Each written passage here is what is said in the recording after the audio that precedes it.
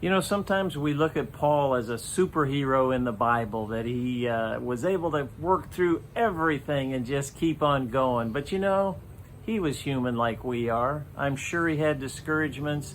I'm sure he had times when he needed encouragement. Don't you? I know I do. Let's talk about it in your morning cup of inspiration. If we go back to Acts, the 16th, 17th chapters, and listen to Paul's journey, listen to what happens. In Philippi, he was flogged. So then he went to Thessalonica, and he was run out of town with his tail between his legs. Then he went to Athens, and very few people responded to his message, so he moved on again to Corinth. Now we get into the 18th chapter and he's in Corinth, and he just had to get a job making tents. And he tried to evangelize, but for the most part was rejected. Here's where God stepped up to encourage him.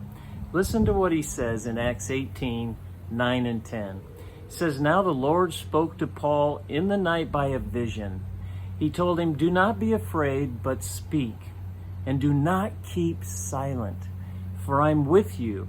No one will attack you or hurt you, for I have many people in this city.'" That was the encouragement that Paul needed. He hadn't seen any results in Corinth, but God let him know, they're there. There's people I want to minister to, and I want to do it through you.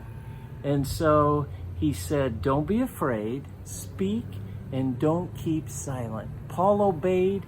He had many people. He stayed a year and a half in Corinth, developing and growing the church and ministering to them. So where are you today? Are you discouraged? Do you feel like Paul, that you've been run out of town, that your life is not being effective, that your calling seems to be going nowhere?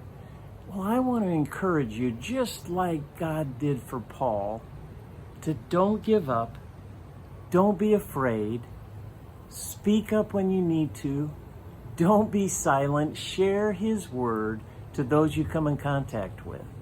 God will be there to help you. God will be there to encourage you. God will be there to see that you accomplish what he wants to accomplish through your life today. So can I encourage you with those words? Let's go for it today. Let's do all we can and not look at the circumstances, for God's got our back. Hey, God bless. Thanks for joining me for that morning cup of inspiration, and we'll see you next time.